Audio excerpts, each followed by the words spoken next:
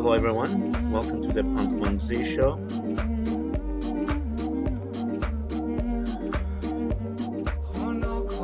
Do send me a text in the chat. How's everyone doing?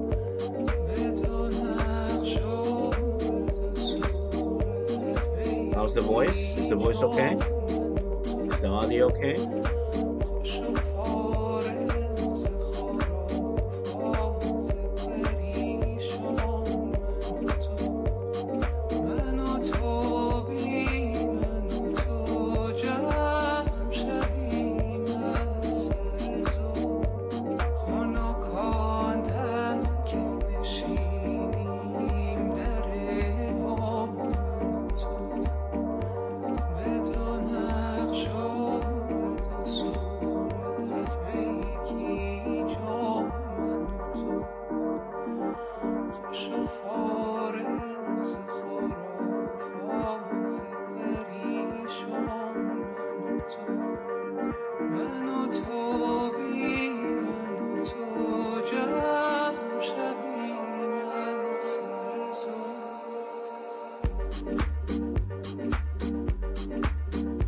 Gary MC Squares, buddy, how are you?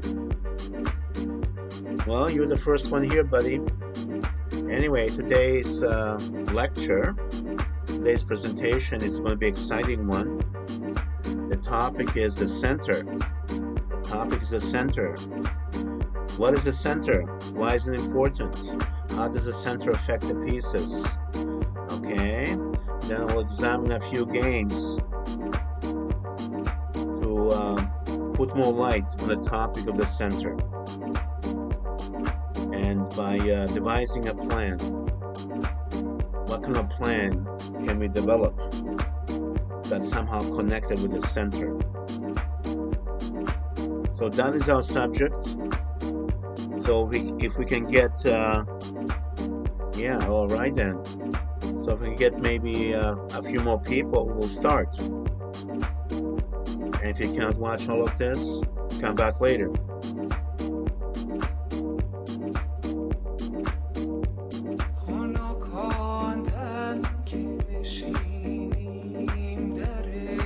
All right, all right. All right, might as well start.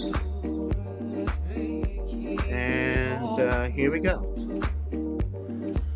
Can you see me, Gary, baby?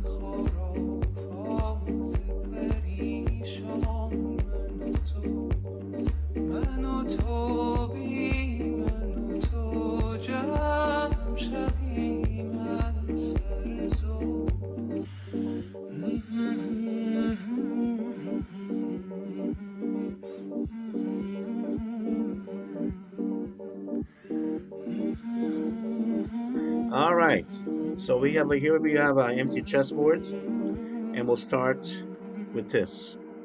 All right, so when we talk about the center, we're talking about the chessboard. We're talking about space. That's what the center is about. Okay, territory. And territory is made of squares. All right? And for some reason, certain squares are more important than others. And those squares are called the center. And that's just location on the chessboard, the center. All right, so let's take a look what the center is. So this is the kind of a, let me see if I can do this. This is the primary center, okay? And around this, we have the extended center. And those are the 12 squares around the floor. Okay. So this area, the blue and the red, made up the center. Okay. The heart of the center and the extended center, which is in red. Okay. So you should now know that the 16 squares make up the center. All right. Now,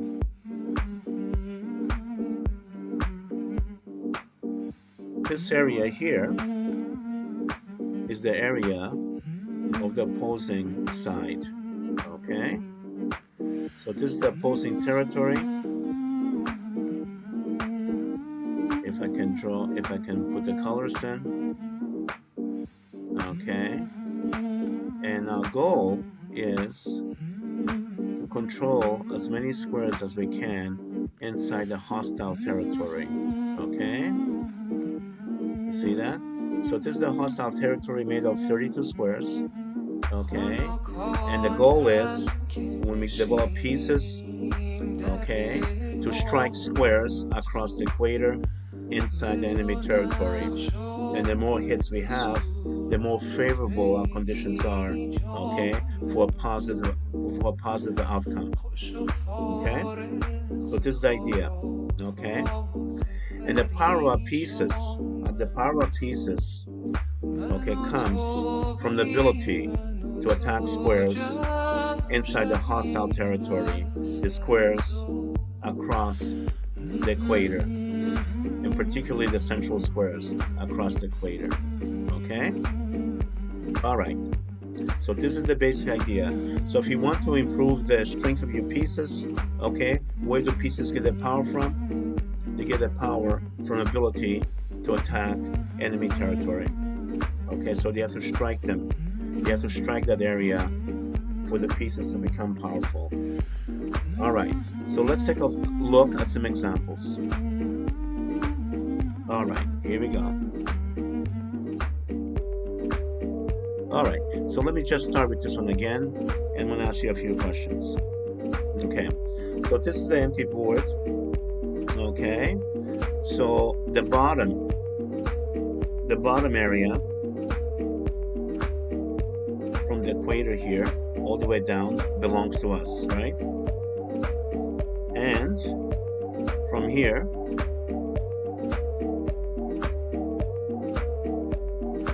to here belongs to our opponent, right?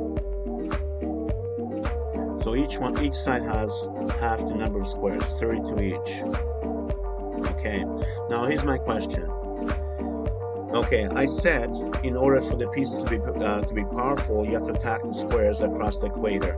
Okay, and the more hits you have across the equator, the more force you can apply across the equator, the more powerful your pieces become. Okay, so now the question is, where do we put pieces on which squares so they can have maximum attacking power inside hostile space, inside enemy space? Okay, so the question is, where do you put the queen so it can attack the maximum number of squares inside hostile space? Where do you put the queen? So that's my first question. All right, which square do you place your queen? All right, so that's the idea. Now, can you give me an idea where would you put your queen so the queen will attack the greatest number of squares inside enemy territory? Okay, where would you put the queen? Which square? Give me the name of the square. All right, you have 20 seconds, baby.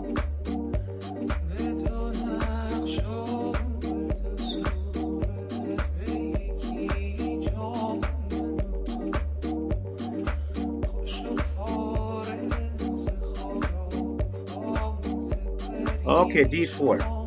All right. So let's take a look. So Gary says the queen should be placed on D4. Okay. Now, a piece gains strength, okay, according to its ability to attack the greatest number of squares inside hostile space. So let's see how many squares the queen on D4 can strike. All right, here we go. Okay, so the queen can attack this square, D5, D6, D7, and D8, and then it can attack from here. It can attack on a diagonal these squares. All right, and from a diagonal it can attack these squares. All right, and the queen's on D4, right? So that's it. So we have what? We have 4 squares and 3 squares, and 4 squares. Okay? So this is how many altogether? 4 and 3 is 7, and 7 and 4 is 11, right? So it seems like from a square D4, you can attack 11 squares. Okay? Okay, do you agree? All right. So now let's take a look. Let's take a look what the true answer might be. Okay? Let's do this. And we have other suggestions, but let's go. Let's go here, and let's go to this diagram right here, and let's examine this. All right. So if the queen is on a d5 square, which is the 5th rank, okay, let's see how many squares the queen can attack from d5. Okay, and from d5, you can attack across. That's inside enemy space. You can attack across. You can attack vertically, yes, and you can attack also diagonally. Okay, and now let's count the number of squares. So this is 1. Let's see now. Okay, this is 1, 2, 3, 4, 5, 6, 7, 8, 9, 10. Okay, let me see. Can I? Yeah. I don't know why the colors are not coming out. Okay, so this is 7, 8, 9, 10, 11, 12, 13, 14, 15, 16. 16. All right. So if the queen is on, let's say, this square or this square, for example, it will attack the greatest number of squares inside hostile space, 17. Okay. All right. So what is the power? What is the power of a queen? What is the material value of a queen? Okay. You probably will say 9 points, right? Okay. So I'm going to change it a little bit and give it 10 points.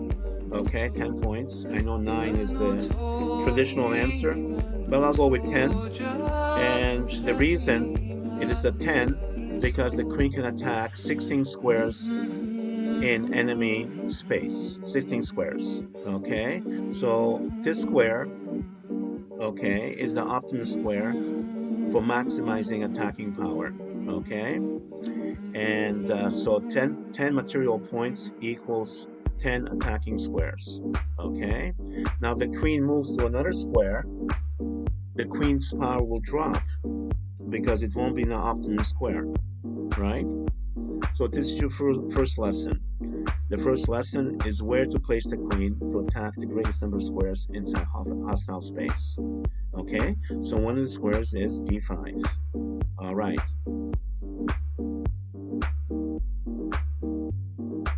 All right. Okay then, let's move on. Let's move on to the next example. All right. And now the next example is, let's go back here and let me ask you a question again. Where do you place a rook? So we'll attack the greatest number of squares inside hostile space. That's the next question. Okay, where do you place a rook to attack the greatest number of squares inside enemy territory across the equator? Okay, so give me a name of the square and we'll go from there.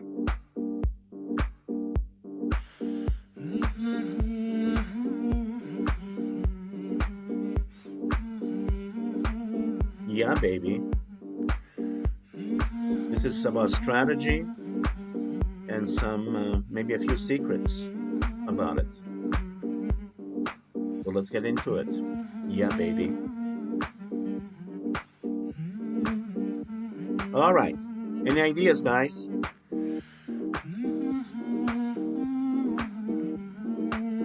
Well, that's true. So give me a name of a square for the rook.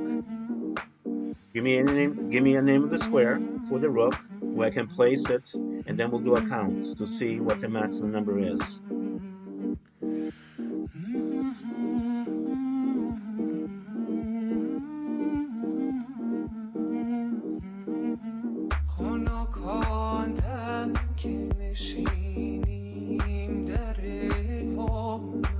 All right.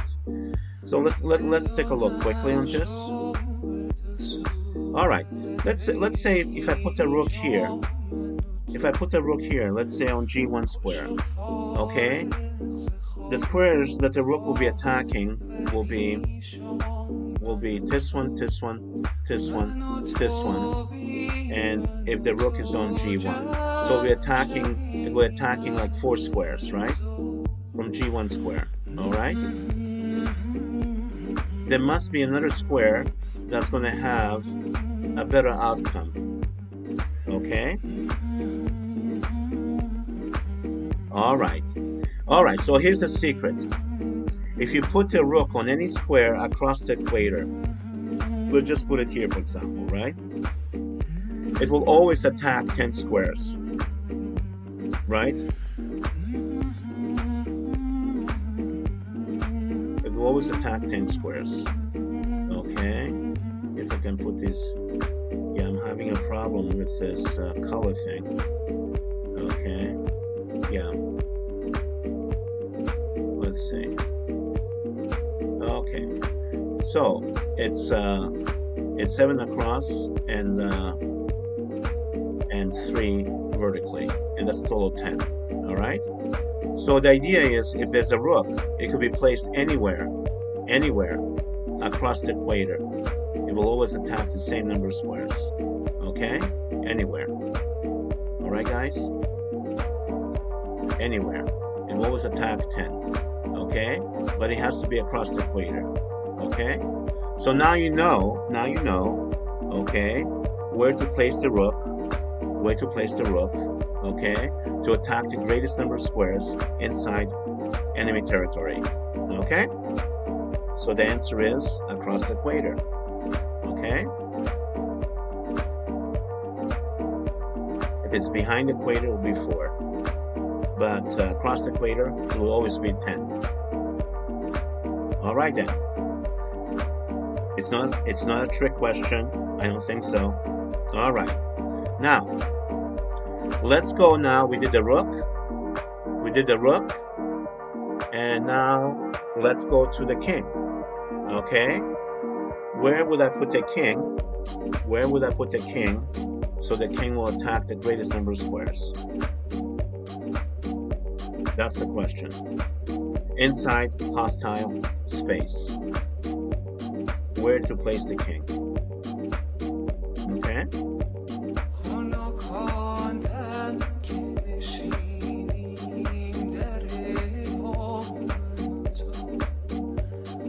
All right, so let's take a look.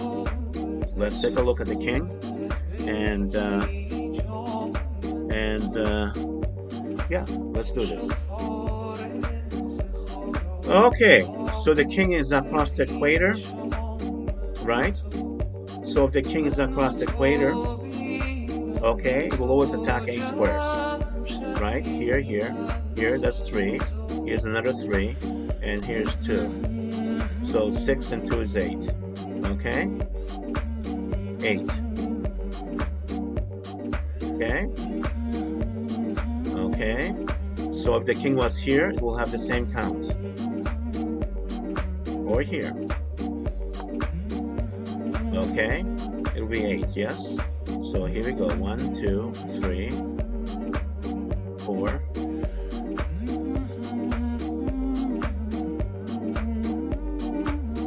Okay.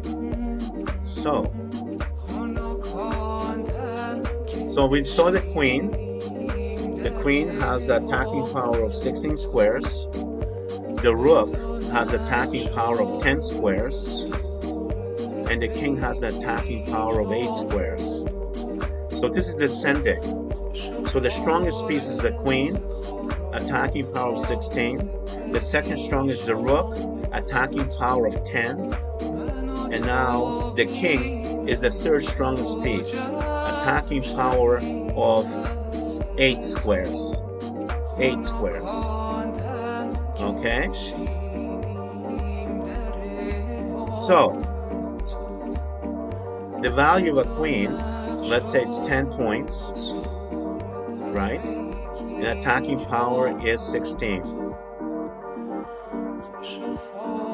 The rook value, they say is 5, but let's make a little change, make it 5.25. So the material value of a rook, let's say it's 5.25, and attacking power of the rook is 10 squares. Now the value of a king is kind of infinity, because when the king is captured, the game is terminated. Okay? But the fighting power of a king, let's say it's 4 points. And its ability is to attack 8 squares. Alright. Now the next question is, where do you place the bishop? Where do you place the bishop? So the bishop will have the greatest number of squares to attack. Where do you place the bishop?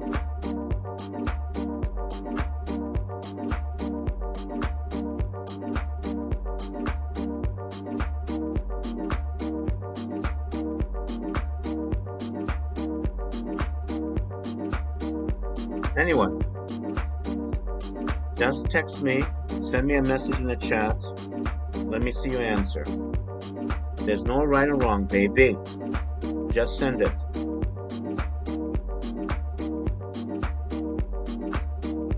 So what is the greatest attacking power for the bishop? What is the number, and where do you place it? What is the name of the square? That's the question. But this is very fundamental stuff. Okay, but do you know it? And if you do know it, that's a good thing. If you don't know it, then you're gonna learn how to. Then you're gonna learn it. All right. So I have like 2 answers from Super Patzer. He says same as the queen, d5 and e5. All right. Let's take a look. Let's take a look. Are you ready, Jelly Belly? Here we go. All right. Here we go. Okay, believe it or not, the bishop is the strongest on the 4th rank, on the central squares. And why is that? Because from here, you can attack the greatest number of squares inside hostile space. And let's take a look. 1, 2, and 3. 1, 2, 3, baby. And 1, 2, 3, and 4. Okay, so 4 and 3 is 7. 7. All right. So there you go. Okay. That's where the bishop should be. Okay, on a central square, or even here. Okay. Okay, so you memorize these squares for these pieces, and if you want to optimize the range of attacking, then now you know. All right, 7. Okay, so let's do a recap. Queen, value 10, striking power 16. Okay, now on ideal situation, the queen potential is to attack 27 squares on an empty board, and it's centralized. We'll attack 27. Okay, 27 total. But the attacking power of the queen maximum is 16. All right? All right, then we move on to a rook. Now, rook is the only piece that doesn't need centralization to have optimum power. Okay? On an empty board, the rook can attack 14 squares. Okay? 14 squares. The value of a rook is, let's say, 5.25. Attacking power is 10. So basically, if you put the rook across the equator, inside enemy territory, it will attack 10 squares out of potential 14. Yeah, baby. All right. All right.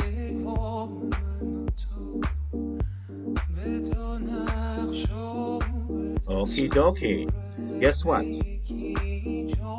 Which is the next piece we're going to discuss? Can you guess?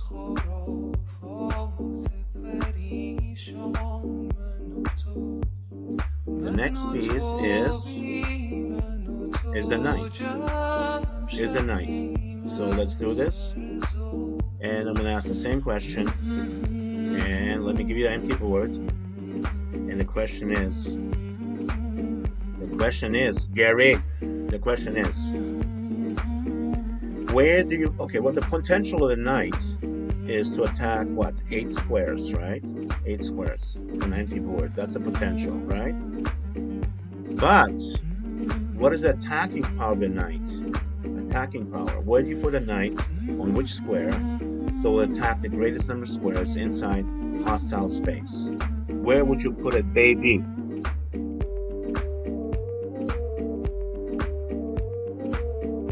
Where does the knight go, baby? Where does it go? Fundamental chess. Okay? What every chess player should know. The fundamentals. Basic concepts. It's math, baby. It's math.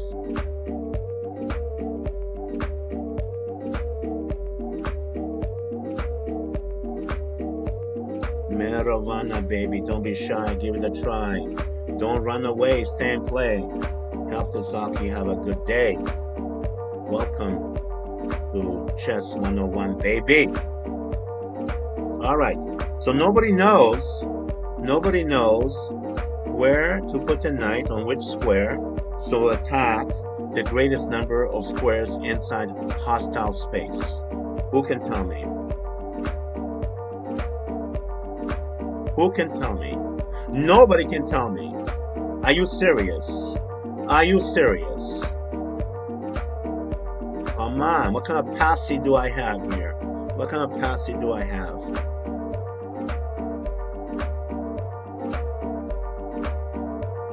You don't see? You don't hear? And you do not tell.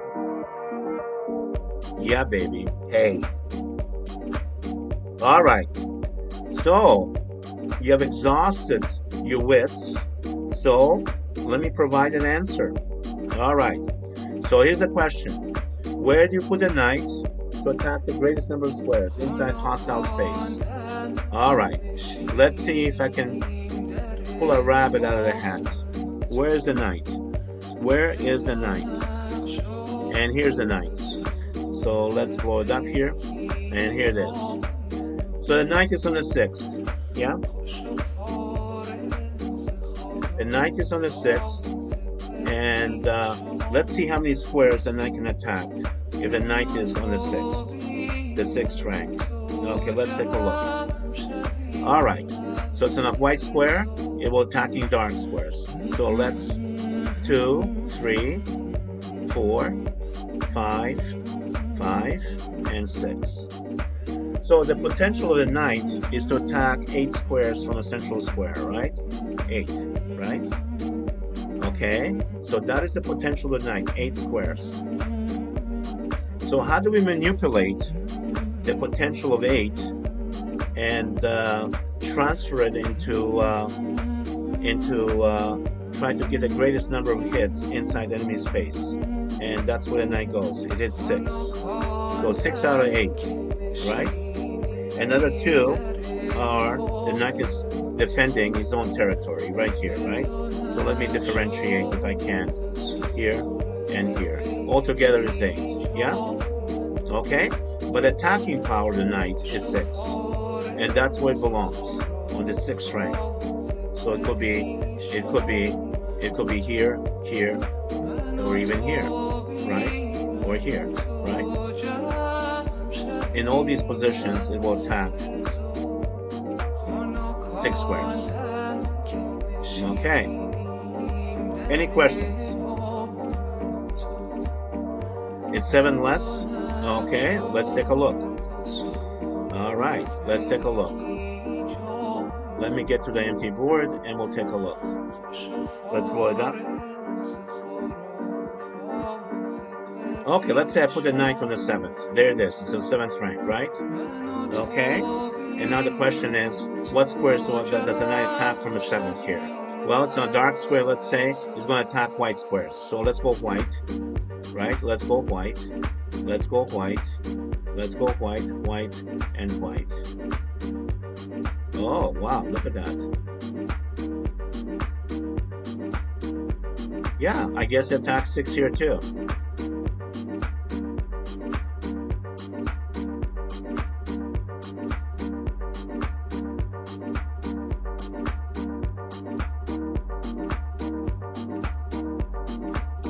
Yeah, perhaps on the 6th rank will be more powerful.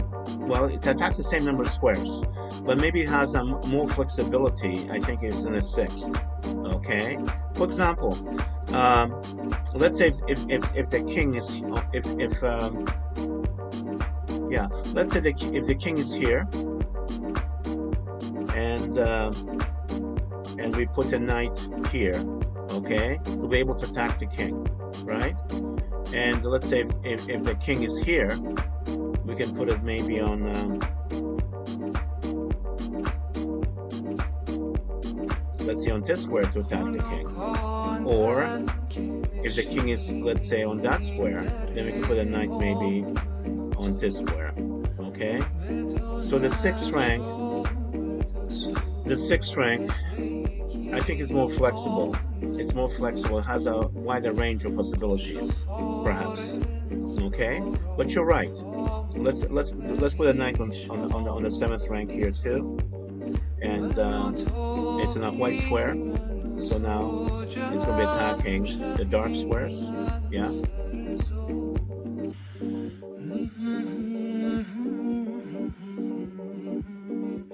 And there you go. 6 squares again. Yeah. So 6 squares. So the knight can go on the 7th also. Okay. But I always thought the knight on the 6th for some reason as the way to go. But you're right.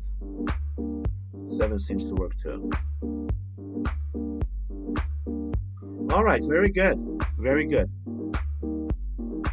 Super Patzer, good job.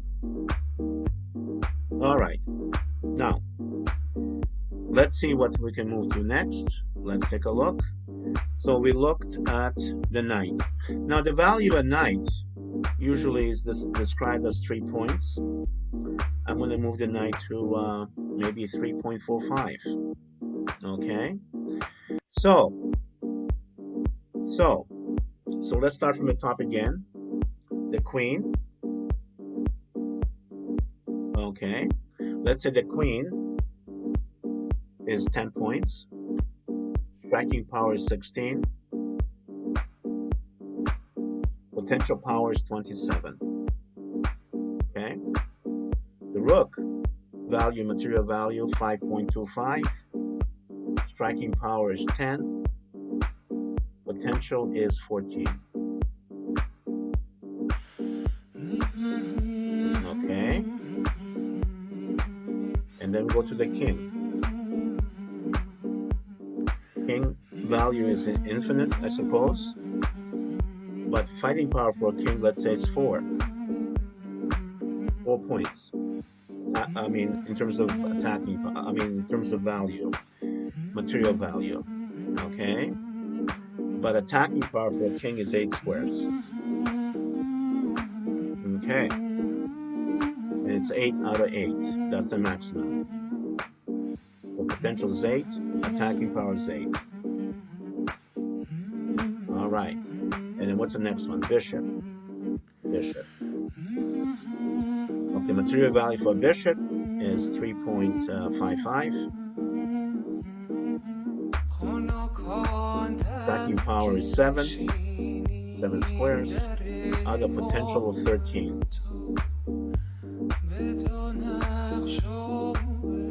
Knight. Material value 3.45. Attacking power is 6. Out of potential 8. And a pawn is 1 point. And let's take a look at the pawn. And yeah, let's take a look at the pawn, and we'll go from there. What's the pawn? Where's the pawny wanting? All right, pawn. Yeah, let's load up. So here's the pawn. Okay, I mean, it has to be. Actually, the pawn could be also moves back to this square, it will still attack 2 as an attacking power, 2. Okay, so pawn is 1 point of material value. Okay, but not all pawns are the same. Okay, because a pawn in here in a corner on h2 only attacks 1 square. Okay, let's put it here, attacks 1 square. Okay, so and this pawn attack will attack 2 squares. So it seems to reason that this pawn is much stronger than the pawn here, for example. Okay, so not all pawns are the same. Okay, so one way to look at it is, let's say, let me do a quick change here. I want to illustrate something quickly. Yeah, let's pull this up. Okay, so let's say we have a central pawn. Okay, let's make it a blue color. Can I make it blue? Okay, so it's worth let's say 1 point, or let's say $1, right? As it moves to the side, the value of the pawn depreciates. Okay, so if this is $1, this will let me do it in blue. If this is $1, this will be 90 cents, 80 cents, and 17 cents. Okay, and this is a central pawn, so that will be $1, and then we go to the sides, 90, 80, and 70. Okay, so you see all pawns are not the same. Okay, the more centralized pawns are more valuable, and therefore they represent full value of a pawn, the central pawns. Okay, and when you move away from the central pawns to the side, the pawn will depreciate. So that's an interesting thing to know. Okay, so if you're able to trade, let's say, a flank pawn for a central pawn, then you're gaining material. Okay, interesting, no? All right then. Let me see what's in the notes here. Nobody says anything. All right then. So, you think it was useful, okay, to talk about the center and how the center affects pieces, the values, and the attacking numbers, and so on?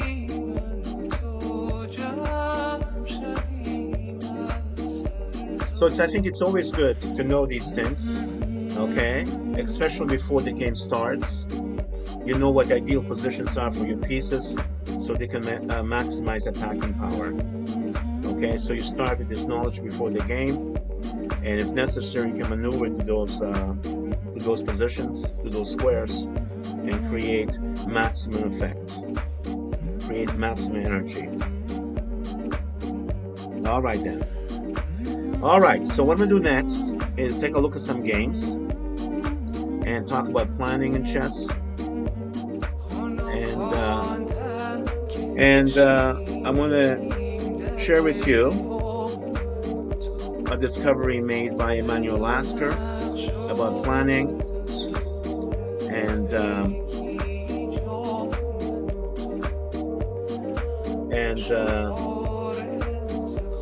he was looking at a game from a player from France. His name was Durbonnais. He lived in the 1800s. And what Lasker observed, there was a certain pattern of how this guy played the game. Okay, and by him deciphering this pattern, he called it a plan. Okay, so he saw a very effective plan. Okay, where this guy was using, and since that time, even to a modern time of chess, this plan was reproduced over and over again. Okay, and this plan has to do with the center. Okay, with the center. Okay, so before I show you the game, let me make a few comments about the center again, and then we'll look at the game. Okay. All right. Okay. I mean, there's certain benefits behind centralization. Certain benefits. Okay. When you centralize your pieces, especially if you occupy the central squares, and especially Okay, if you invade hostile territory, hostile space, your pieces will increase in power, and we saw that with the previous examples. Okay, but even fundamentally, when you develop pieces and you hit central squares by developing pieces and you strike the central squares, okay, that's a good thing. Okay, and there's a benefit of doing that, and there are three types of benefits. Okay, number one, when you centralize pieces, which means you're able to connect with central squares. Okay, and that increases the power of your pieces. Okay, when they connect with the central squares, and not only that, but also there's a second benefit, and the second that benefit is speed. So when the pieces are centralized, they can reach any point on the board in the shortest number of moves. So the number one benefit is power, the second benefit is speed. Okay, now if that's true for individual pieces, that is also true for the collective. So a third benefit, you're able to create a team. Okay, by centralizing pieces, you're able to create a team because all the power, all the force is converging on the center, and from there you can move in any direction as a team, as a unit. Okay, for the same purpose, for the same goals. You can work together. Okay, so power, speed, teamwork. Those are the benefits of the center. So when you play a chess game, keep it in mind. It's all about centralization. That's the basic principle. Okay, and if you do that, you'll be surprised what kind of patterns your games will create, and it's going to be an intelligent pattern. Okay, not something totally random. Okay, so it's all about centralization. It's so important. Okay, any questions? Any statements? Any declarations? Any confessions? No. All right then. Let's move on. Baby. Let's move on. Okay. Now let's take a look at some games, and I'll describe to you this plan. Okay, but by this player. And Bourdonnais is his name, and he was a French player, one of the greatest players, I think, after Philidor. And this game was played in 1834. And we can call it the Bourdonnais plan, we can call it the center plan, we can call it the natural plan. Okay, I mean, this concept has been kind of defined different ways. Okay, now let me tell you what makes up this plan. All right, are you ready? So basically, this is about central strategy. So when you play a chess game, you can follow this strategy, this plan, in your games. Okay, and it's based on, let's say, 4 points. 4 points. Okay, point number one. In the opening stage, you centralize force. You add force to the opposing space. Okay, at least to match the force of the opposing development.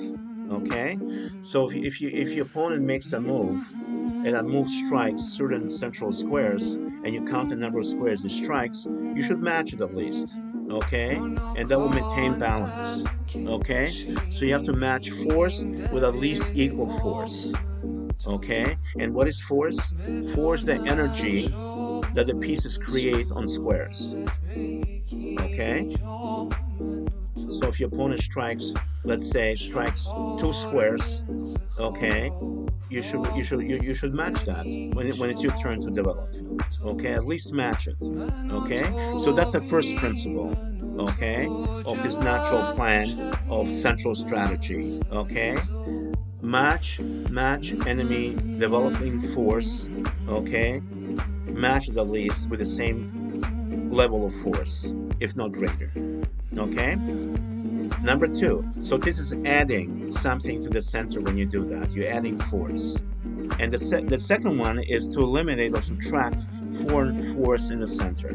Okay, so when you play a chess game, you're trying to add more force in the center, and you're also trying to eliminate or subtract foreign force from the center. Okay, now if you're able to do that, you'll be able to build, which is point number 3, to build a secure advanced outpost in hostile space.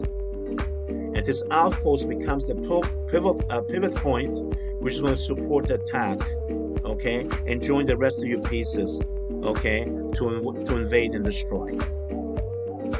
Okay, so this is the idea, okay, of Bourdonnais game. Okay, I don't think he ever wrote this concept out, okay, but we see it in his games, okay, and that's what Emanuel Lasker says, okay, and he was the second world champion after Steinitz, right? All right, so we're gonna take a look at this game by Bourdonnais against McDonald. They played a match in 1834, and as we look at this game, I want you to be aware of these 4 points. Okay, match force with force. Okay, so add force to the center. Okay, eliminate or subtract foreign force in the center. So you add your force and you subtract his. Okay, and then when you're able to do that, you're able to create a strong point. Okay, which is an advanced outpost in the hostile space, and that outpost will be used as a strength, okay, to assist the attack and adjoining, okay, joining the rest of the army that's going to invade hostile space. Okay, so this is the basic idea. Okay, so those are the 3 things, and the last thing is invasion. Okay, so at least match force is force. That means add force to the center. The more hits you have, the better it is. Number 2, okay, whenever you can, you're trying to eliminate or subtract hostile force in the center by removing it, so your opponent will have less effect on the central squares. Okay, and then you're trying to build the advanced outpost in hostile space to assist the attack, and then you invade and attack and you destroy. So that's the outline. That is the outline. Okay, so any questions about the outline before we start looking at the games? Okay, let me take a look. All right. Okay, but just chill out a little bit. Okay, shake it loose. All right, let's shake it loose a little bit. Okay, get rid of the tension, and we'll start in a second or so. Let's breathe. Oh yeah. All right. Can you hear the beat? Can you hear the beat? Can you hear the music? Is it okay? Is it too loud? Is it just right? Talk to me, baby.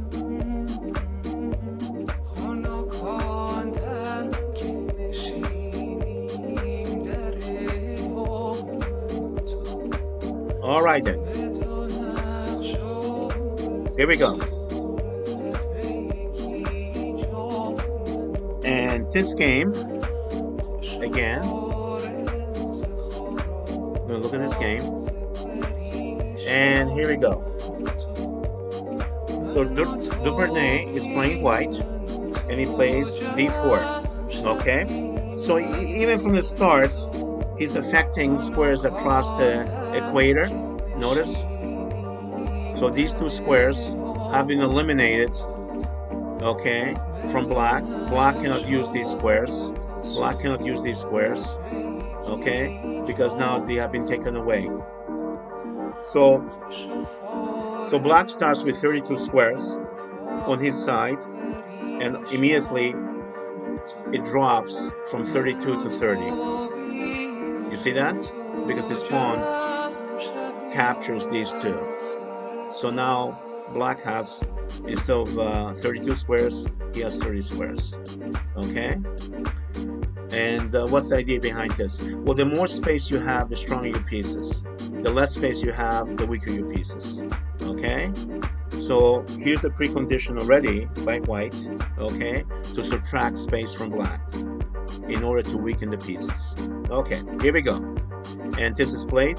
So now both sides have an equal share of the center, okay, equal amount of space, and white is challenging the center on d5, okay, because if this is ever taken, okay, maybe eventually white is going to have more space by having 2 pawns in the center. okay? And this is called the Queen's Gambit. And what happens? He takes it. Now, a very challenging move here is to play e4. And when you play e4, you take away already 4 squares. You put in 2, and you take out 4. Okay? Right?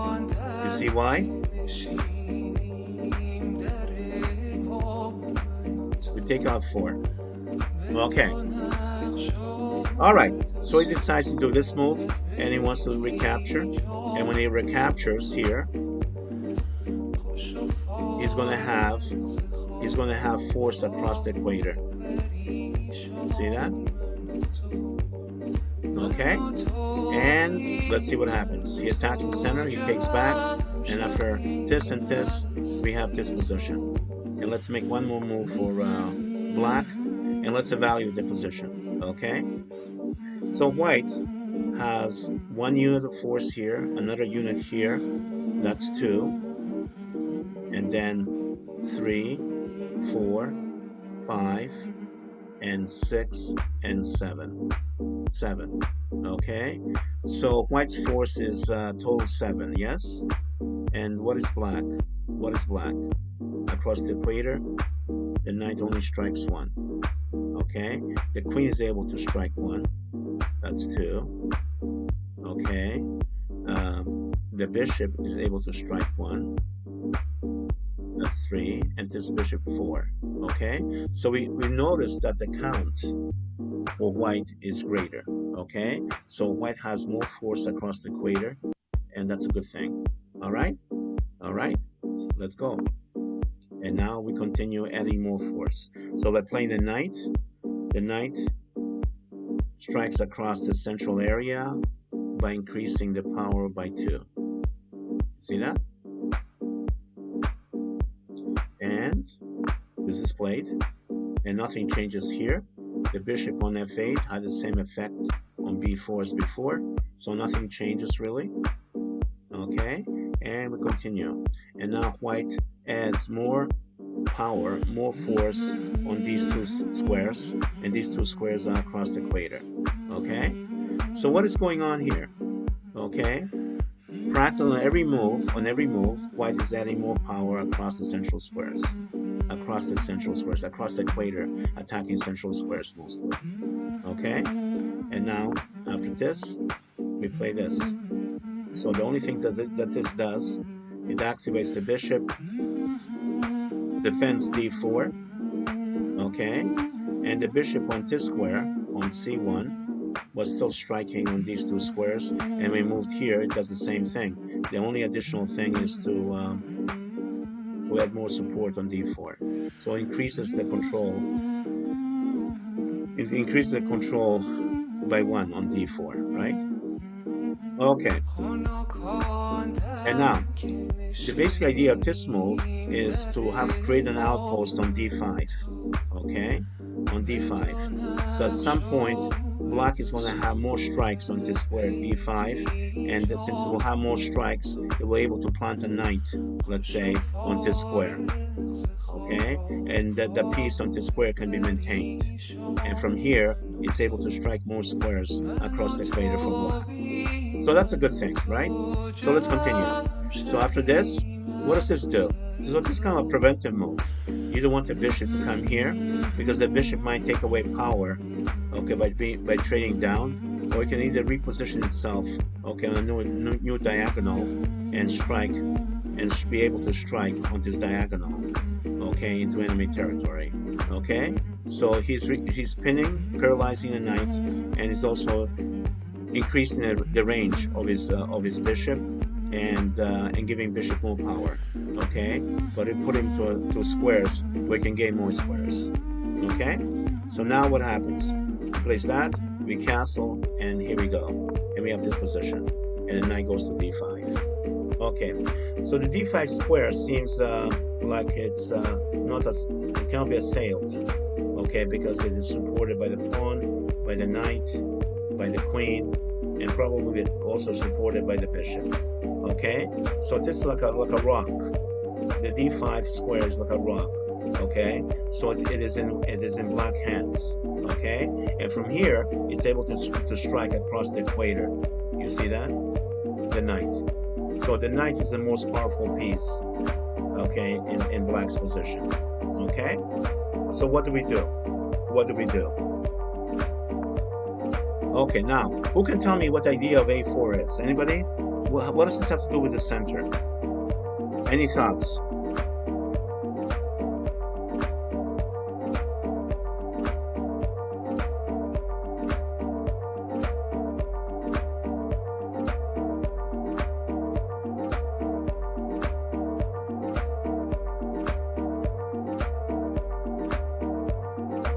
Well, the idea of a4 is to be able to attack the knight, and then you're kicking the knight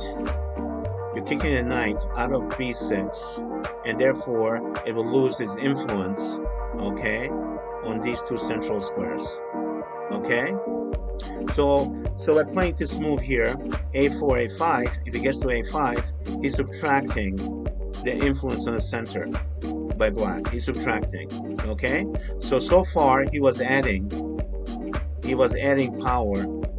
Okay, he was adding power in the center, and now he's trying to subtract power from black, okay, by threatening the move a5. And what does black do? He says no. He stops that, and now we continue. Okay, now what does this move do? So this is like an outpost right now, and secured by the pawn. You see that? Okay, and most likely black is not going to play this to kick him out, because that weakens the square right here on the e6. That becomes a weak square. Okay, and maybe we can plant a piece on that square during the game. Okay, and also to some degree it weakens the diagonal with the pawn going to f6. Okay, and the knight here, when the knight was on this square on f3, it strikes two squares across the equator, right? Here and here. Okay, so when it moves to e5, the power of the knight increases. Let's take a look how. Okay, it strikes 1, 2, 3, 4. Okay, so actually it at least doubled its power. Okay, you see that? And now we have an outpost. Okay, so this is the advanced strong point in white's position, and it's occupied. Okay, and let's see what happens. So black supports the b5 again and develops a piece, and this is played. Now, so this is like a rock here. It's like a rock. Okay, d5 square is supported. It's supported once, twice, 3 times, and 4 times. Okay, and we're able to strike this d5 only twice with this and this, right? So it's unlikely we can overcome the knight on d5. It is just too strong. Okay, black has very strong grip on d5, and we cannot organize a greater force to overcome it. So what white does, he changes direction on diagonal, and now he's going to be striking and trying to play for a direct attack against the king, and the bishop gains this line. Okay, and this is the target. Okay, now notice, for example, with the bishop here, the range of the bishop stops here and only strikes one central square across the equator. Okay, but when it moves here, okay, 1, 2, 3 central squares across the equator. So the bishop gains power now by moving to a different diagonal. Okay, and notice we have increased the force across the equator. Okay, and after this, what happened here? Well, the bishop has been weakened because the pawn obstructs the bishop, right? And the knight has gained strength because there's no enemy pawns that can kick the knight out, and the knight is supported by a pawn. So now this becomes a true outpost, okay, advanced point, okay, inside black's territory that's going to assist the attack. Okay, so again, back to this French guy. Okay, I mean, we're following the script. What was in his script? Number one, add power to the central squares across the equator. Okay, and we saw this in the game. Okay, we saw examples that he tried to subtract power from the center by chasing pieces away with a move such as a4 trying to get a5 in. Okay, and now we also see an outpost. Okay, you see that? And the outpost there. So we see all these three points. Okay, as per outline. Okay, and now the next thing is to invade and destroy. Okay, and how do we do that? Okay, well, the two rooks are disconnected. Okay, disconnected. There's something between them. That's a bad thing. So the first thing to do is to connect the rooks. Okay, and by playing this move, the two rooks become friends and they're connected. They're not disconnected. That's a good thing. Okay, and also the queen's aligned. The queen's aligned with a piece which is not protected. It's a loose piece, LPDO. Loose pieces drop off. Okay, so maybe if the bishop was not here, we can maybe play knight takes pawn, sacrifice the knight for a pawn, get a pawn, lose the knight, but then we pick up the bishop on e6, and we're +1. And also the pawn structure for black will be worsened. Okay, so this is the idea. Okay, so what happens here? Okay, by playing this move, black does gain some power, but the rook will be able to attack across the equator. Okay, so that helps the rook. That also helps the bishop. Okay, because now the line is open. Okay, all right. But on the negative side, by when the pawn was on f5 square, that limits the bishop, right? So when the pawn does advance, the bishop gains power across the equator on these three squares. Okay, and the target again becomes h7. Okay, so now we move the bishop and the queen moves. Why does the queen move there? The queen moves here to protect the bishop. How so? Well, if I sacrifice on c6, okay, thinking I can take the free piece and win the pawn in the transaction, that'll be wrong because the queen is going to take the knight and hold the bishop. So that's the idea, okay, behind this move, okay? And the queen is able maybe to transfer and create some threats maybe against the king. Who knows, okay? And now by playing this move here, we have now a battery, queen and rook. They're attacking twice on e6, and even if I sacrifice here and the queen takes and holds the bishop, there'll be a mismatch on e6 because white will be attacking twice and black will be defending only one time with the queen on c6. Yes, okay, so those are the ideas. And now what happens? He moves the bishop away because it was not protected, and now this move is played. Now look at this position. Okay, so all of this is kind of preparatory stage. Okay, so preparation is complete. Okay, and so that's what the opening is. Opening is the preparation stage for the middle game. Okay, and the real game starts in the middle game. So all of this before, what we saw were the preconditions, okay, for the middle game. Okay, now notice something. Okay, every piece for white has moved and has a central effect. Okay, except this rook here. Okay, and both bishops are attacking. Okay, we have a huge outpost on e5, and this outpost is stronger than this outpost. I'm sorry, the outpost on d5, because the outpost on d5 is on black's 4th rank, and the outpost on e5 is on white's 5th rank. So this knight is more advanced and deeper inside enemy territory, okay? And therefore it's a stronger knight, okay? And we're threatening now checkmate, yeah? Okay? So what does he do? So basically now, this portion now is about invade and attack. Invade and destroy, okay? And how do we do that? We're threatening mate. So he cancels the mate, okay? And now we win a pawn. So we're +1. Black is -1. And by taking here, we're still +1 and black is -1. And now we have a double attack. Black has a double attack against the rook and against the queen. Now this is very interesting. So it seems like black is going to win material. But look what happens. After this move, okay, Okay, White has a favorable mismatch because he's playing for a direct attack. He's playing for checkmate, at least checkmate or winning material. Okay, and he has a queen attacking, he has a knight attacking, and he has a bishop attacking. So we have 3 pieces in the attack. Okay, 3 pieces in attack. Okay, so when he takes here and he wins a pawn, excuse me, wins the exchange. Okay, I can play this. I can play this intermezzo, in between move, and now the bishop has no time to run away because we're threatening checkmate. So the bishop is frozen. Okay, so White can take the bishop maybe at a later point, and it's creating a greater threat, and the greater threat is checkmate. Yeah, and now when this is taken, we take back. Okay, now the bishop still cannot move. Okay, because now we have a double attack on e7. The knight is striking e7, so is the rook. Okay, in the meantime, the bishop can be taken at leisure, and the bishop cannot move. Yeah, you see that?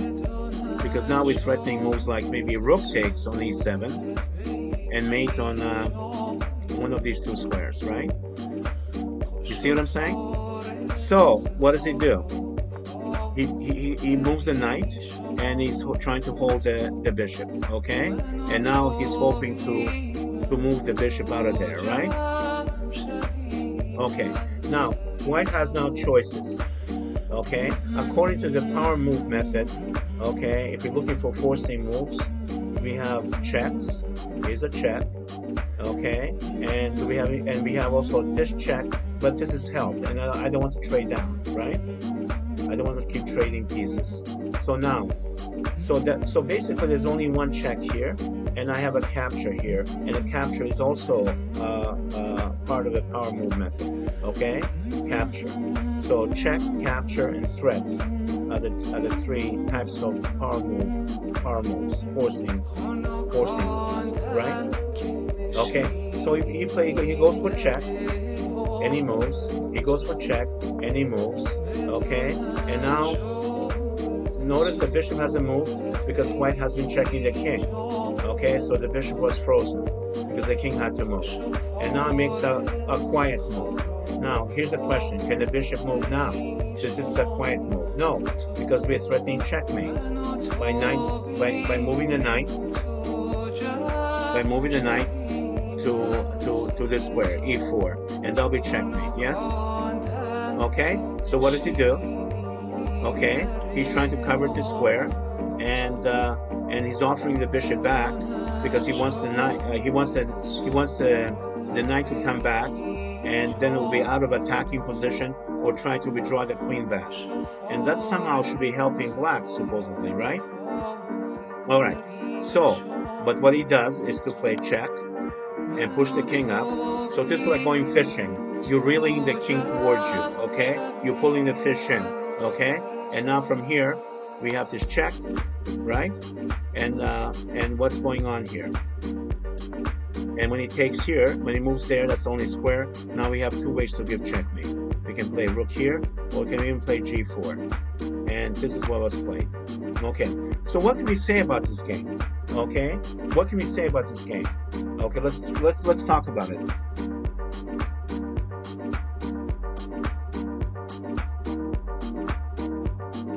Hey dude, I'm teaching. What does that mean?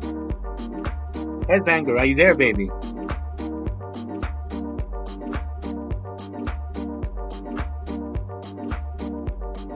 Are you saying I'm teaching, or are you saying that you're teaching? What are you saying, baby?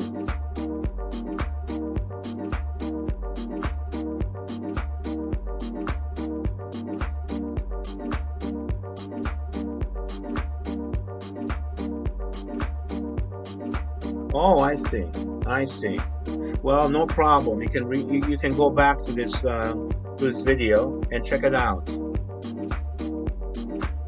Yeah, baby. Right on. All right. So there you go. So what can we say about this game? Okay. Okay. I mean, the basic outline. Okay, in the Bourdonnais plan. Okay, it's about all about centralization. It's all about centralization. And what we saw in this game are three basic things. Number one, he has power across the equator through development. Number two, he eliminates power by the opponent, okay, by subtracting power from the center whenever he can. And he creates a mismatch. And this mismatch allows him to maybe to create an outpost, a strong point, okay, an advanced position across the equator. And that outpost is going to assist the invasion and the destruction of the opponent. Okay, so this is what we see with his Bourdonnais plan, the natural plan, the plan based on center. And the center is very important because of three benefits. Number one, power. Number two, speed. And number three, teamwork. Okay? All right? So centralization gives power. Okay? How do you increase power? By adding more attackers, more pieces, more development across the equator. Okay? How else do you create mismatch? Okay? By subtracting power from the opponent that is striking in the center. Okay? In both cases, we create a mismatch. And then when the mismatch is created in our favor, okay, we occupy a central square across the equator, and that becomes an outpost, a strong point. And a strong point will assist us, okay, to master attack inside enemy territory by invasion and destruction. Okay, so we saw this example. We looked at this game. This was our example, and the outline of this plan was followed through, and was a strategical concept. And there you go. All right then. Let's go back a little bit. Let's go back a little bit and breathe. Okay? Let me have a little tea with honey.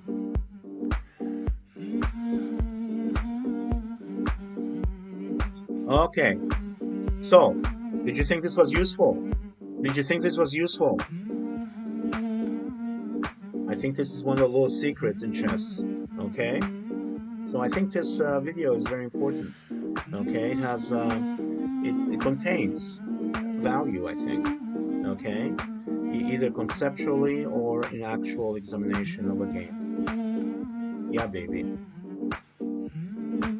All right. Pretty soon we're gonna look at the second example. Okay, second example. We're gonna look at the second game and see if the script, if this natural plan, okay, of strategy based on the center, okay, is followed.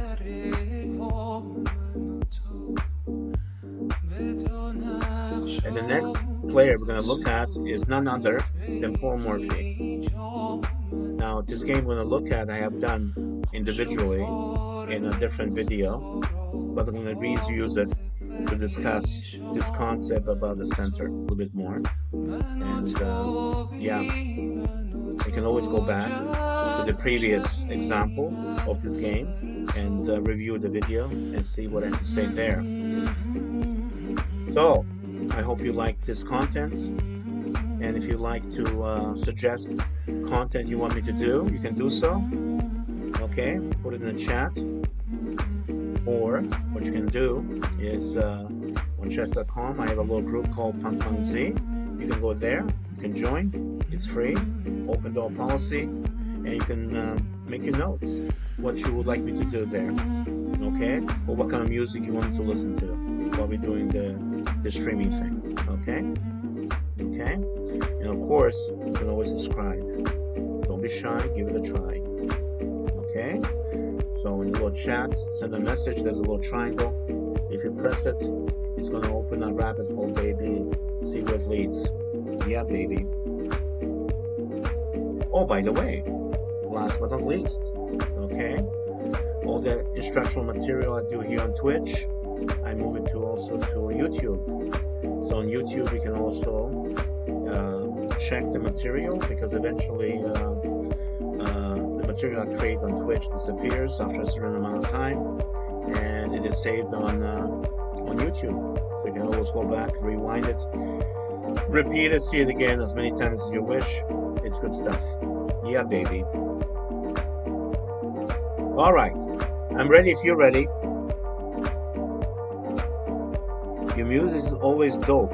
What does dope mean? I know, I kind of like it. I know. I mean, I actually look for music, to pick. Okay, and And I don't know. I mean, this has a beat, has a rhythm. Okay, I can kind of move my body. Okay, I can create humor by moving my body, moving my head, being funny, that kind of stuff. And this beat provides for that to some degree. Okay, but if you would like me to possibly listen to a different kind of music, go to Punk Z in chess.com. Okay, and leave your suggestion, baby. Marijuana. See that? The head is moving. Okay. Here's the shoulder roll. Okay. The shoulder roll. Okay, side to side. You see that? And then we have this. Okay. Then we have this. Okay. This is all because of the music, baby. All right. It's all because of the beat. And I have no idea what the lyrics are. Okay, it doesn't matter.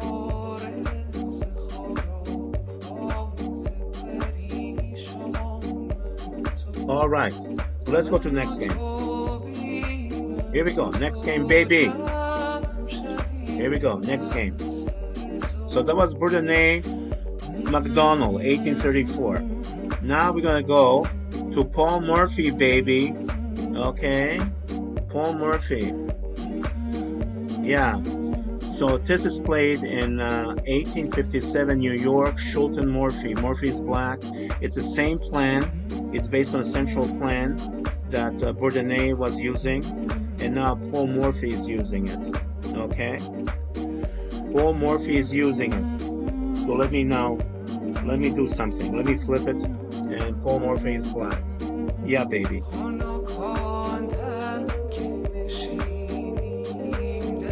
Yeah. All right. Are we ready? Tell me if you're ready. If you're ready, we'll go for it. Anyone? Are you ready, baby?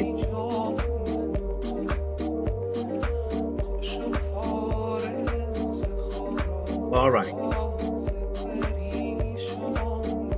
All right. Okay. Ready. All right, marijuana. All right. Here we go. Energize. All right, now let's take a look at this. Okay, now Paul Morphy, right? How does he play chess? He rapidly develops pieces. Okay, rapid development. Okay, now what does rapid development do? Rapid development allows you to have more strikes across the equator, inside enemy territory. Well, that is consistent with Bourdonnais' idea. Okay, of fighting for the center. Okay, and adding more power in the center. Okay, so it's consistent. So rapid development Morphy, that's what he does, and an idea of applying force, equal level of force to development, okay, in the center, it is consistent with, both are consistent with each other, okay? And now, Paul Morphy does this, okay? So he gets the same share of space, and now f4 is the king's gambit, okay? And d5 is played, and he's fighting for the center, and after pawn takes pawn, e4, and now the knight cannot be developed to f3, okay, and the knight cannot be centralized, so he's keeping the knight out of the game, okay, at the cost of a tempo, and also at the cost of a pawn. Okay, now, so again, e4 stops the knight from centralizing. Okay, and the knight cannot go to f3. It cannot affect squares across the equator. Okay, so in a way, e4 is taking away force from white. Okay, it's taking away force. Okay, because that it does not allow development, right? So that's the idea. So now it develops and attacks, and we develop and attack. Okay, so Paul Morphy again is developing rapidly. He's applying force across the equator. Okay, very good. And now this is played. Okay, to destroy the e4 pawn. Okay, now we do not want. We do not want. Yeah. We don't want to take the d3 pawn, because that's going to help white develop and increase his force. Okay, for example, he might be even able to take queen takes. Okay, queen takes. Okay, why not bishop? Maybe I can take on d5, and if I take on d5, I can take here, and there's no discovered checks to win the queen on d5 because I can do this. Yes, Okay, so there you go. So that doesn't work, right? So most likely, if I play pawn takes pawn, black is going to white is going to develop. Okay, and we don't want that. Okay, so what we do now, we have to develop again and apply more force across the equator, and that's what he does by pinning, right? By pinning. Okay. Okay, so we have a pin in place, and now the e4 pawn is safe, right? So what he does here is to play this, and Morphy plays e3. Why? Because he's opening the e file. He's opening the e file, okay, for his rook after he castles. You see that? Okay, and black will be the first to activate his rook. Okay, and there'll be alignment between the rook and the king. Okay, so and by putting the rook here, he's able to apply force by 4 squares. 1, 2, 2, 2, 2, 2, 2. 2. Can I get 2, please? 3 and 4. Right? Okay, when the rook comes to e8. Okay, so this is all consistent, no? Okay, so he plays e3, he jumps at castle, and now he goes back, and now we continue here. And the move that was actually played is this. So I'm going to skip the analysis. If you want analysis of this game, go to my prior video. Okay, and you can see it there. And he takes back. And now by playing rook to e8, there'll be no obstruction in the e line. Okay, and now black is increasing his force across the center by 4 squares. Okay, all right. You see, and the bishop here strikes across the center, and the knight strikes across the center, and so does the knight strike here, right? Okay, and of course the rook strikes across the center. So we have 3 pieces which are striking across the center. Okay, now if you look at white's position, what pieces are striking across the center? Okay, for white, no one. Okay, these are bad signs. So after this, we increase the pin. Okay, and now the bishop is striking more squares across the equator, right? See that? So now the bishop has improved strength, all right? And now when he plays this to hold the extra material, this is a typical method to open more lines for your pieces and to develop rapidly. So when this is done, the queen now can see across the equator, okay, by 2 squares. Okay, and the knight also develops, and the knight can see across the equator. So with this exchange here, which was faulty, okay, 2 black pieces have gained access across the equator. So therefore, black has increased its force. Now, what is the force here? The force here is king, rook, 2 knights, and a bishop, totaling what? Totaling what? 5 pieces. So we have 5 pieces. We have 5 black pieces that are striking across the equator and applying force. And what can we say about black's position? Is it doing the same thing? No. And the king is still in the center and not castle. All right. So now after this, he gets out this alignment of the rook and king. Yes. Okay. By giving us exchange, we set up a pin, and then we can jump here and we get that material back. So we lost the rook. Okay, we lost the rook, but we're going to get a bishop and a knight for it, and that's a gain in material. 2 pieces are better than 1 piece. Okay, and at the same time, we're threatening to do a fork and win more material, right? Now, look at this position. Look at this position. We have 2 invaders already. We have 2 invaders, this one and this one. Why are these invaders? Because basically they're occupying squares across the equator. Therefore, they're invaders, and they're very dangerous pieces. Okay, that means they're working at maximum power. All right, and then we have 2 supporting players. Okay, we have 2 supporting players. The total attack is an attack of 4 pieces, right? All right, and now the queen gets out of the way. We get our material back with some interest. And now, if it comes up, okay, now look at this. Where are we right now in the game? Okay, now let's go back to the outline. Let's go back to the outline. How does this game match the outline by the Rene, the French guy? Okay. Well, we see Morphy, whenever he can, develop rapidly, and by doing that, he's attacking squares across the equator, and therefore he's developing collective force. Okay, across the equator. Okay, so that's a plus. So he's always adding force towards the center. That's what Morphy is doing, and that's what the Renee did too. Okay. And also, I'm gonna claim that the knight on d4 is some kind of outpost, because basically it's across the equator, it's occupying a square, okay, and it's supporting an attack. Let's see how this works. So if this is played, which was played, we can continue with this check.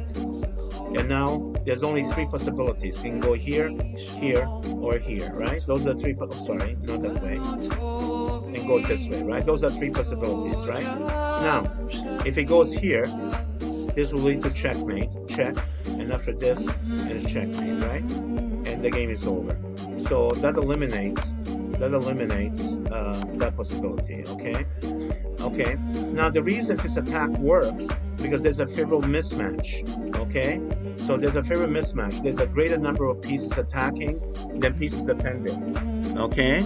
And because of that, whatever outcome, the outcome will be positive for the greater attacking group, right?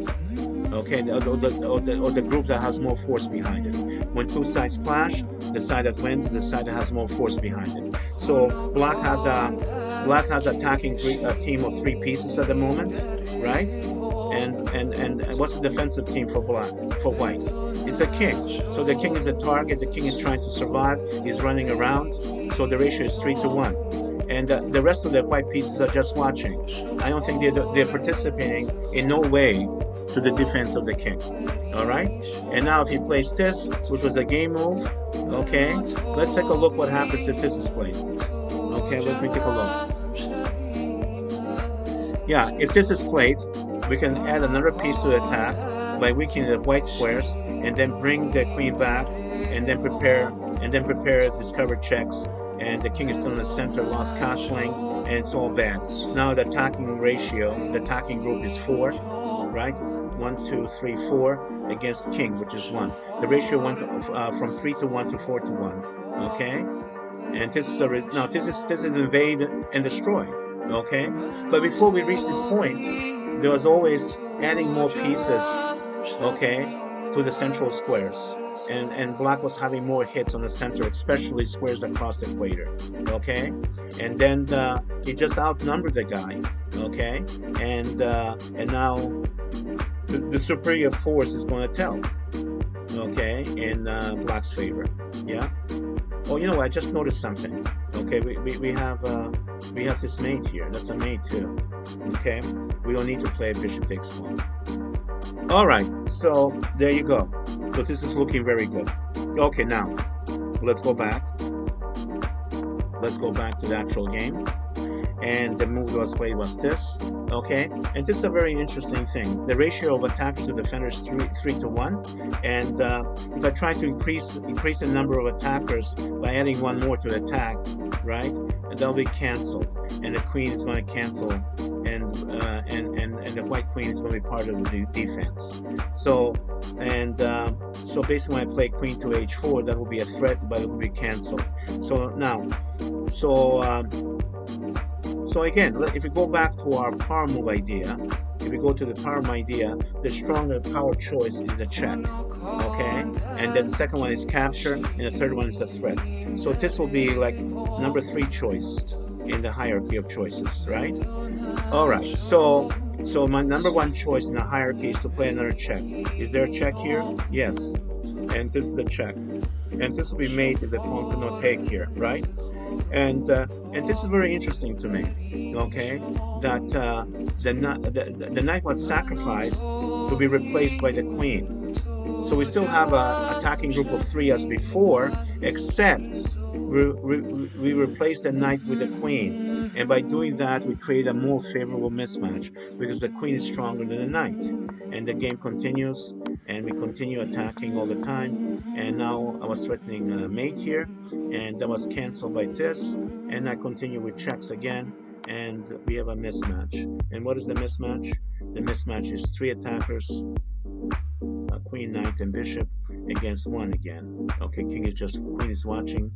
How's the queen defending? No idea. And the rooks are where for the whole game asleep. And and the bishop on d2 was at least half asleep. Okay, it moved but went to sleep again. So there you go. Now let me go back very quickly and recap this.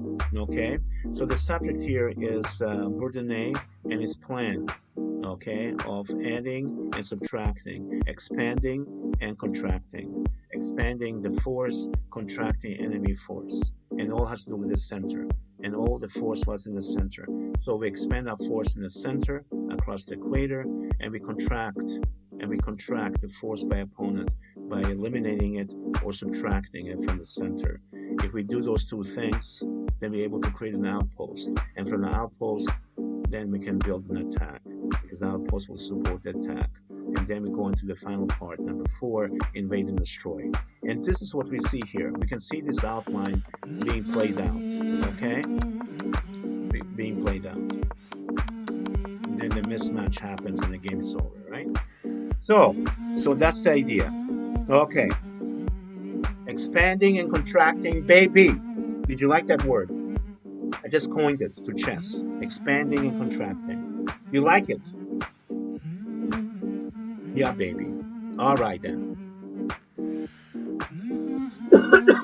Okay, so we're gonna we'll look at one more game, and this will be our third game. And our theme is what? Central strategy, right? Central strategy. That's our theme. Why is the center important? What is the center? Why is it important? How does it affect the pieces? And what's going on? Okay?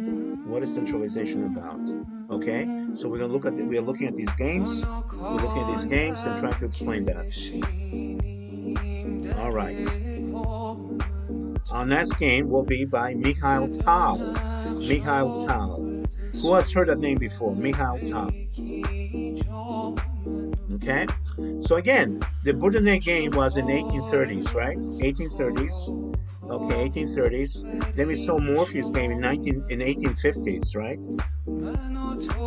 Now, and now we're moving to the so-called modern era, and we start looking at Mikhail Tal using the same type of plan about central strategy, okay? And the plan is used again, okay? It all starts with in the 1830s, okay? With Bourdonnais, the French guy, okay? So this is very interesting, okay? When you find something good, it becomes timeless. It doesn't matter when it originates. If it's reusable, it becomes timeless. And this plan is timeless because it's reusable. So if you use this outline, this concept of thinking and finding moves based on the concept, okay, you're going to create patterns which are going to be very interesting and intelligent. And that's what you do. Okay. All right. I am almost ready to move into game number 3, baby. Giddy up. Giddy up.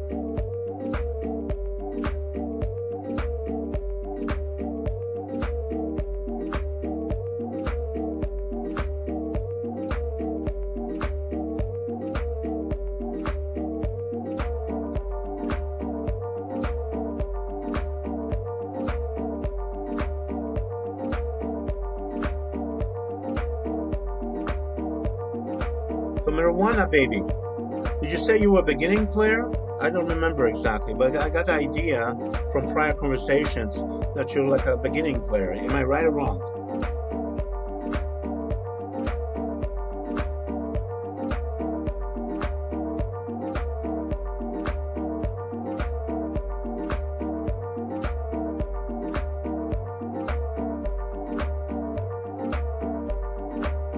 All right.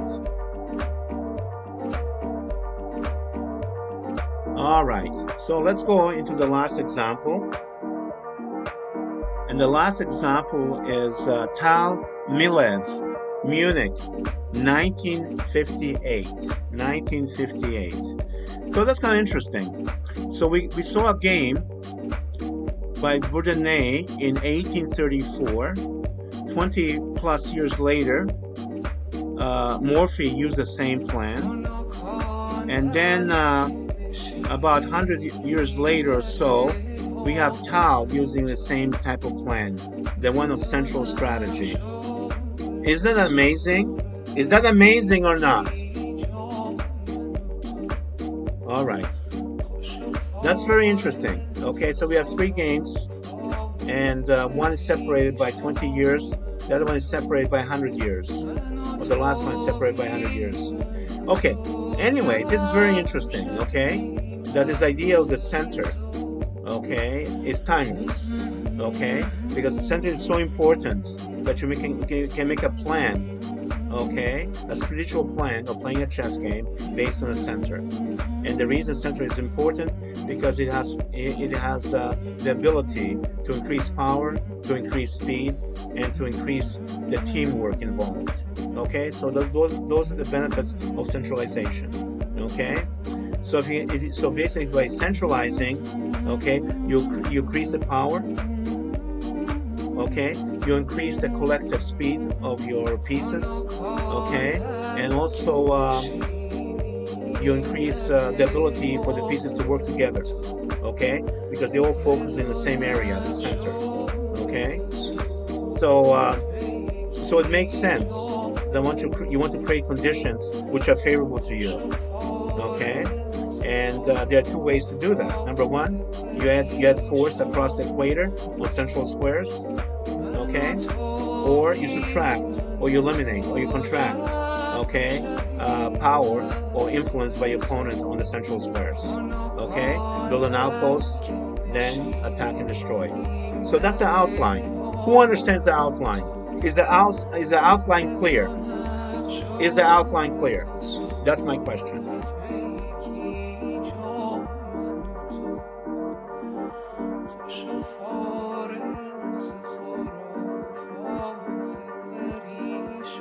All right. All right then. I'm ready now to move into our last example.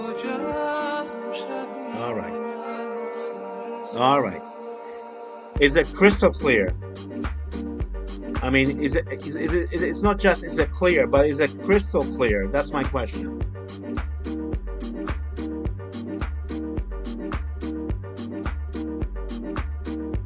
All right. Here we go. All right. So here's the game. Here's the game by Michal Tal. And let's enlarge it. And we're going to take a look at it. And the reason we're looking at this game, is to illustrate this central plan for the third time. All right. Yeah, baby. Yeah. That's what I do. And yes, don't forget, if you like the show, to subscribe, baby. Subscribe. Anyway, here we go. So, Michal Tal is playing white, and it's 1958. And the opponent is Milov. C4, English opening. Okay, so right away, white is affecting central square d5. Okay, so it's adding force to the center. Okay, black does the same thing. Oh, so far so good. And what does white do? He again adds more power across the equator on the central square. Okay, wow. Okay, consistent. Well, guess what? Black does the same thing. So far so good. What does white do? Guess what? He adds more power across the equator. Okay. So I'm gonna make this in this, and he's also defending. He's also defending his territory. Okay, by putting pressure on d4. Okay. All right. So far for the last three moves, white is adding more force. Okay, expanding his power, his force in the center. And what does black do? He does the same thing. Okay, so black is doing good. Okay, black is copying white, and he's doing good. But remember, if you're going to copy somebody, you have to know when to stop. Okay, because if you go too far, okay, the first player is going to have a first shot at any opportunity that might arise, and that's going to shut down the black player. Okay, you understand me? Do you feel me? You see what I mean? Jelly bean. After a while, crocodile. Yeah, baby. All right then. And now e3 is played. E3 is played. Okay. So the idea here is to play against d4. Okay. By playing d4, okay, you affect more squares in the center, right? And also you're affecting the square. Okay. So basically, by playing the move d4, that's what you're trying to do. You're trying to increase it by 2 more hits, right? All right. So far so good. All right. So he does the same thing. He's still comping. There, we have it, and there he has it. So this is totally symmetrical, people. Look at this. Okay. And now what does Tal do? He trades off his side pawn for the central pawn. Okay. And that is good. Okay. And by doing this, he gained 10 cents. 10 cents. Okay. And how's that? Let me see. Because this is $1 and this is 90 cents. And by taking $1, I lose. I pick up $1. I lose 90 cents. I pick up $1. I made 10 cents. Okay, in the transaction. Okay, and he plays with a knight, and we have this position. Okay. So we made a little change here, and now we develop a bishop, and the bishop strikes a central square across the equator. There you go. So everything is fine. Everything's fine. And now after this, that bishop is hit, and the bishop moves to this square. Why does he move there? Well, I think he wants to be able to. The knight is striking here, and he wants to maybe build an outpost here. Okay. So maybe by, if he can, to double the pawns on c6, he's going to double the pawns, he's going to weaken black's pawn structure, and he's going to be able to create an outpost on e5. Okay? Okay, that seems okay. So what happens now? So he plays this. Now this must be a mistake, because he intended to take anyway, and now he wasted tempo, right? He did not develop any of his pieces, and he wasted tempo, right? And now after yum, and now he castles. And now look at this position. Okay, so white has 2 groups of pawns, 2 islands, and black has what? 1 island, second, third, and fourth island. So structurally speaking, white is better. Okay, but black does have the 2 bishops, and the bishop that white does not have is a white square bishop, but the white square bishop is obstructed, okay, by the white pawns. So in a way, this bishop won't be affected. This bishop has to find a way to get into the game. Okay, so far so good. Okay, so what is going on here? So he plays here. Now look at this. Look at this move. This move is very nice. Okay, now, so let me try to look at this game and try to explain it in relation to Bourdonnais and his outline. Okay, how does this move fit? How does this move fit into expansion, contraction, and outpost? How does it fit? Okay. Well, it does fit, because basically the knight on e4, this knight on e4 is striking this. And it's striking this twice with the pawn and the knight, right? And it's only guarded 1 time. Okay? So what's the idea behind this?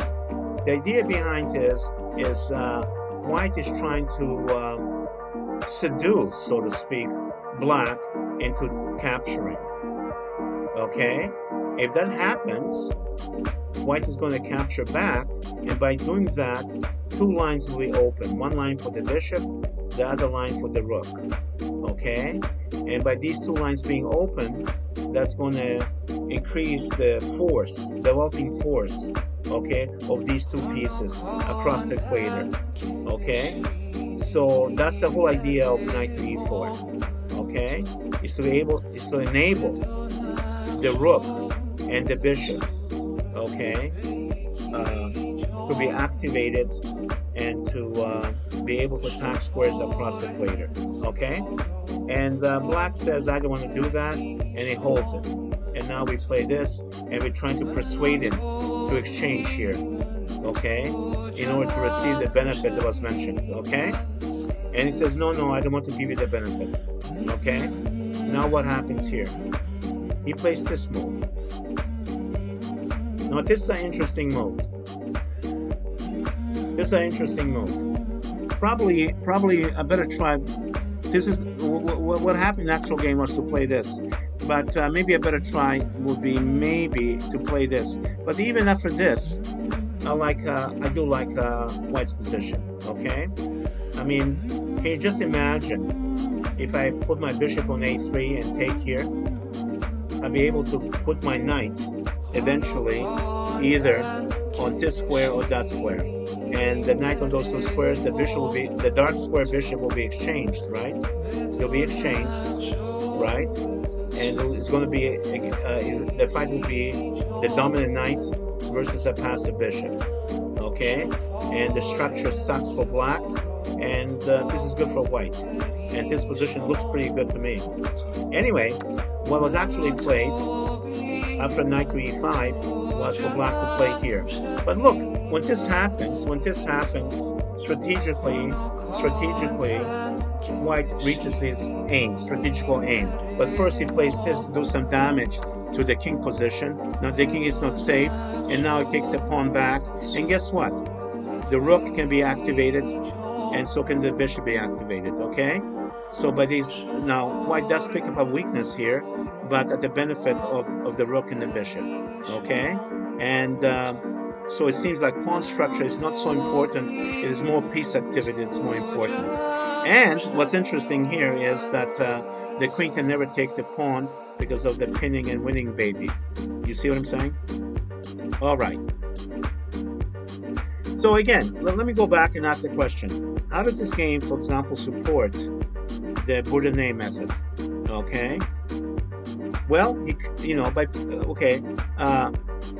by playing this move on e4, okay, he was trying to increase force across the center, okay, because he was trying to promote the exchange of the c pawn for the d pawn, okay, so e pawn can take on d pawn and free the two pieces, the bishop and the rook, okay. So that supports the theory, okay, of the Bourdonnais method, okay, or this natural central plan, okay, where pieces are coming into the game being centralized, okay, and where the pieces gain more squares, especially across the equator, okay. And now after this he plays the move here, and now there's alignment between the two pieces, right? And now we're threatening a breakthrough, okay, breakthrough. And what does breakthrough do? Open up lines. And when you open the lines, you increase force across the equator. Okay? So this is consistent again with Bourdonnais example. So he moves out of the way, and he plays d5 anyway to open up lines. Now the pawn or c pawn cannot take because the queen will drop, because there's alignment between the two pieces, right? So if he's going to take, he has to take it this way, right? Now, does the knight move or not move? That's the question. Now look at this. Tal plays rook to e1. So basically, he increases his influence and force over the central squares. Over the central squares across the equator. Okay? And the idea is, and this was the move that was played. But let's take a look what happens. Let's take a look what happens if the knight is eaten. Okay? Then we have checky wecky. Okay? Checky wecky. Now if the bishop moved, then we have a mismatch on e7. Okay? There are two defenders and we have three attackers. 1, 2, and 3. Okay? And this square across the equator belongs to white because because white is striking twice and black is striking once. And this square here belongs to white because white is striking 3 times and black is striking twice with the queen and the king. Okay, so these squares are in white's possession across the equator. Okay, all right, and yeah, okay, so this is good. Okay, now what else can happen here? Let me go back. I mean, you can also block with the queen. So by playing this move, you shut down the escape of the king, and you're threatening moves like this. Okay, and now the bishop can strike across the central squares, across the equator, and so can the rook across the equator, and the king cannot run because of the queen. All right, and if this is played, okay, to attack the queen, we can go here, and we have the same threats I talked about before. Okay, and now there's alignment of the rook to the queen and king. Okay, so there's a lot of problems, and these pieces are sleeping. I don't think they have enough time to be woken up, and this is very bad. Okay, so let's go back in this position. So this is a beautiful move, rook to e1. Okay, so by offering a knight, okay, you're able, white is able to create a favorable mismatch in the attack. Okay, so there you go. And now he doesn't take the knight, he moves over. And now what happens here? That's the question. Okay, who can tell me here? What happens here is that the two pieces are now aligned. They are on a diagonal, and this diagonal is dark squares. So is the dark square bishop. So can we do this and win the queen? Okay. The only thing that's missing here is support for the bishop. So by playing the queen to b3, you have the support, right? You have the support. And now, voila, right? And now, what does he do? He shuts down the entry by the bishop to the b6 square, because there's an obstacle here, right? Yeah, but look what he does. He just removes the obstacle. Okay, removes the obstacle. And what's the idea here? The idea here is that he takes here. Okay, he's going to do pinning and winning, baby. And now he's going to get this. He's going to get this. Tempo the queen. The king is in the center. Everything is bad. Bad news. Okay, so let's go back and let's see the key points. So this is good. It adds power to the center across the equator, and so does this, right? And so does this.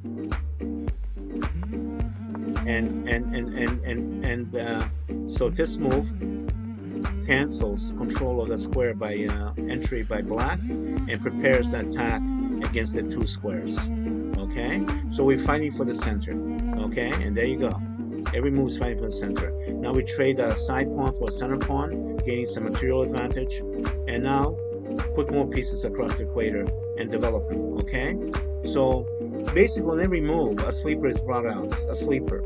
Okay, there's a rule in chess, and the rule says, okay, whenever it's you move to develop, let's say in an opening, you should always bring a piece that has never moved. And a piece that has never moved is a sleeping piece. Okay, a piece that has moved is not a sleeping piece. That's a piece that's awake. So the rule could read like this. Okay, whenever it's your turn to move a sleeper, move a sleeper, move a sleeper. Then you don't have no more sleepers. Okay, and when you have no more sleepers, you can move a piece for the second time or the third time.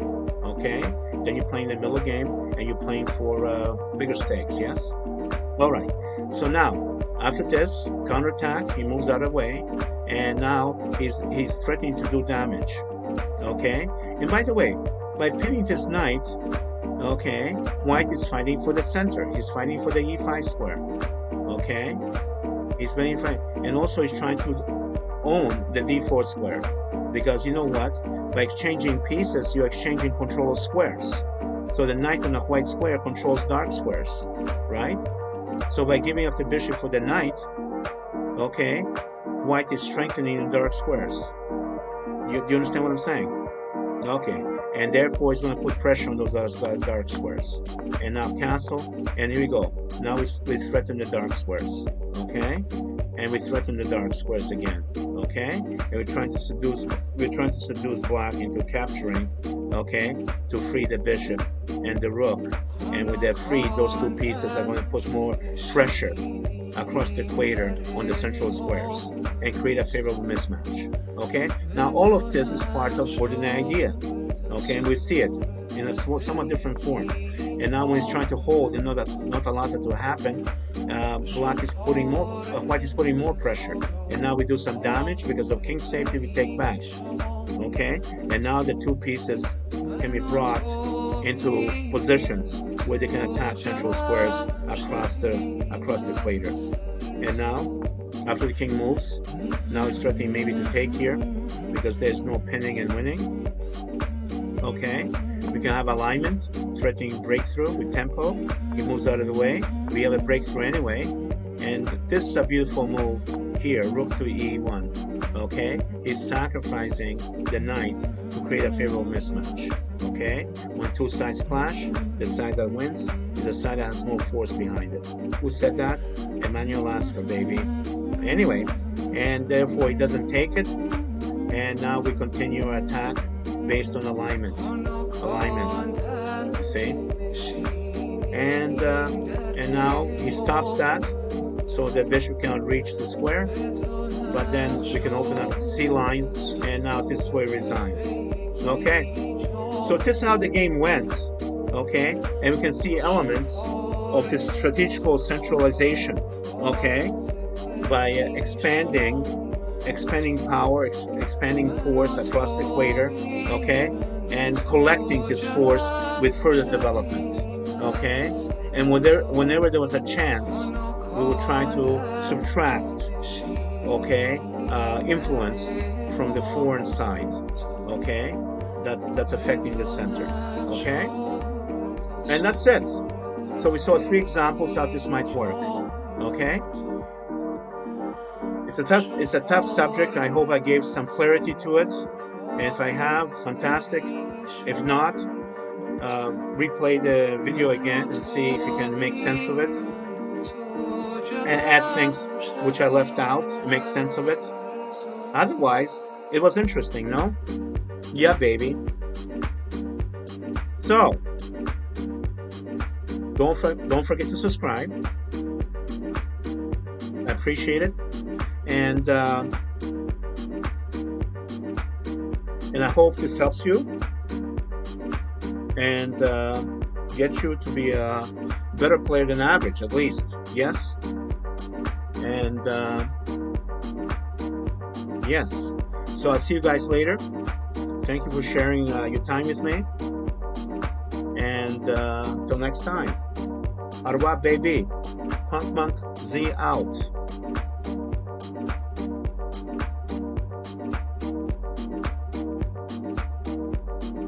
Three, 2, 1. Yeah, baby. I'm the punk and the monk and the Z, all in one, baby. Till later, alligator. Ciao.